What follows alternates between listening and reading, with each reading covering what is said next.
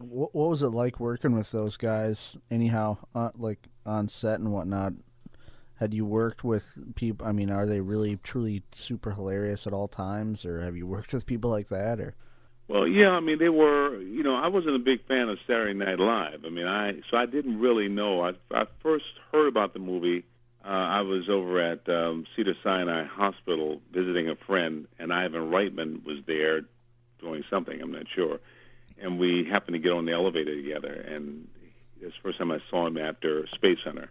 And he said he was doing a new movie, and I said, great, and he said, well, there's nothing in it for you. And I said, well, great. He said, I'm doing it with Danny and Bill. I had no idea who Danny and Bill were. He just kind of threw the names out like, of course I knew who Danny and Bill was. That's and funny. but the guys, they're all great guys. I mean, I don't think anybody's really funny. The only comedian that I sort of laughed a lot, I did Bosom Buddies with Tom Hanks back in the early days when he was really kind of more in the comedy vein. And that show, Tom was just a lot of fun all the time.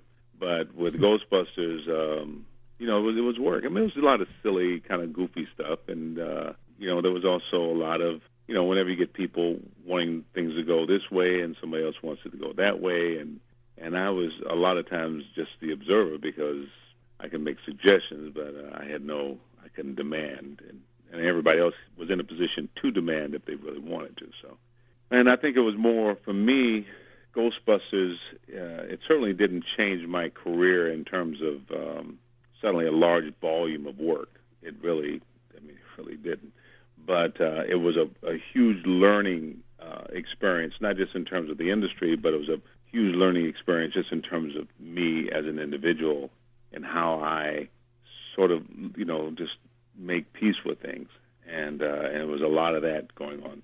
Harold Ramis was sort of always the voice of reason, or the person I could go to when I just got very, very frustrated. But all the guys, Bill Murray is hilarious, when he wants to be hilarious, and other times he's not funny at all.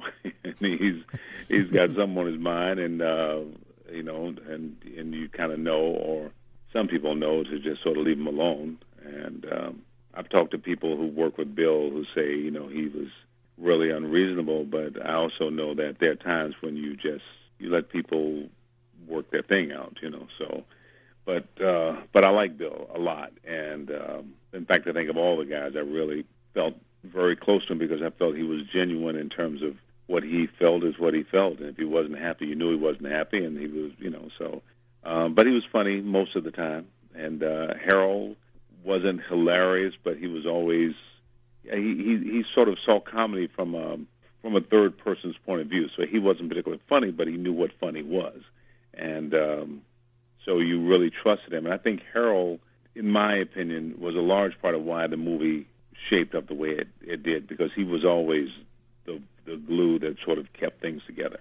Ivan is a wonderful director, and don't get me wrong, he certainly directed and produced it, but Harold was always Harold saw the whole thing, I think, in a very different way. And Danny was just a great guy. Danny's just a nice guy. Not always funny, though. I think Danny knows how to take a situation and make it funny, whereas Bill is just, is just sort of from the gut and is kind of off the wall, and he's just a funny guy. And I just, was happy to have a job, so, so it was a great experience, especially now, 25 years later, in hindsight. It was work. I mean, it was definitely work.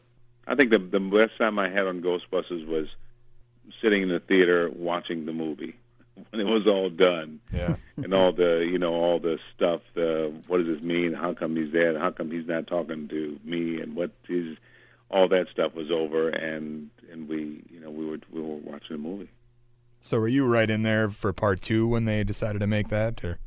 Yeah, I think it was always an assumption. I think it's interesting because I hear rumors, not just rumors, I've talked to all the guys, Danny, Harold, Bill, and Ivan, about Ghostbusters 3, and I know everybody, and even Sigourney Weaver. I was doing a play on Broadway last year. She came to the play, and we talked about it. So I know everybody is up to doing the third one and wants to do it, assuming everybody agrees. Now, that's a big assumption because getting all those guys to agree is not the easiest thing. But I know everybody wants to do it, and I think there's, just an assumption that Ernie Hudson's available, which is a pretty good assumption. But, it's for the second one was the same way. It was like, okay, Ernie's, going to be a part of the movie, and so I don't ever think it was sort of a question. So but then it wasn't, Ernie's going to be a part of the movie. Let's get a script to him early. Let's get his opinion on this or that. It was none of that. And, so I think one of you guys said earlier, and I'm the working guy. I'm the guy who comes to work and I do my job, So. But it's definitely not taking anything away from you, I think that's kind of lame that they just assume that you're going to be hanging around and don't. Well, I mean, if it's a big budget movie and they got big money, then there's not a whole lot of those jobs out there. Yeah. So when they step up and now Bill Murray will turn money down. If he gets in a mood, Bill Murray's the kind of guy who'll go, if he doesn't want to do it, he doesn't want to do it. I'm the guy who, if the money's right, in fact, I think there's a line in Ghostbusters, there's a steady paycheck in it, I'll believe anything you say. There are some things that I won't do, but if the money's right, my job is to work. I'm an actor, and I don't really, for the most part, I don't really qualify a lot of the stuff. If something I really hate, and there have been some things I didn't particularly like, the stuff I don't write, and I'm not directing it, and I'm not producing it, and I'm not editing it, so I'm an actor. Well, it seems like after Ghostbusters, you've really kind of been in a lot of stuff. I mean, just looking at your filmography and whatever, you've been in countless movies all over the place. So, I mean, it's definitely... Well, it's funny because I was working before Ghostbusters, and I've always worked. I consider myself, I'm a working actor.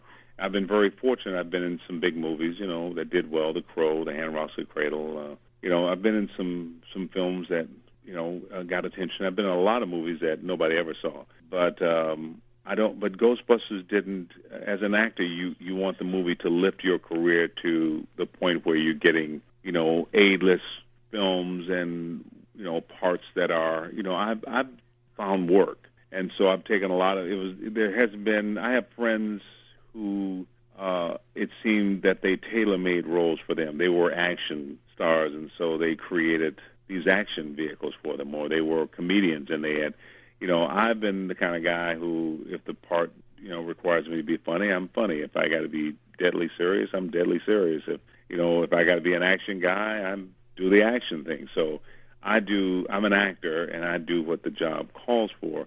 And so it hasn't been a career of, say, Denzel Washington, who's starring in film after film after film. I'm a working guy, and so that's what I do. Not that I wouldn't mind starring in film after film after film, but my career is it is what it is, and I'm very thankful. But I don't know if Ghostbusters, the kind of things that I thought a big movie would do. And I think a lot of actors think, oh, wow, I get in a big movie's going to do this. It didn't do that for my career. Now, people, knew, I was more familiar, but in terms of it. And also there's an interesting thing between the public and the movies and the actors that they appreciate and the studios. The studios have a whole different take, and I don't think they really give, I want to say, crap about what the public cares about. They kind of have their own sort of scale of what's important, what's not important, and they do their own thing kind of in disregard to what the public thinks and wants. They'll choose people who they want, and so the studios have a very different scale that I've never really quite understood. I think most actors believe that, oh, wow, well, once this film comes out and it's out there, and they'll see that I can do this or this or this, and then this will mean, it doesn't necessarily mean anything.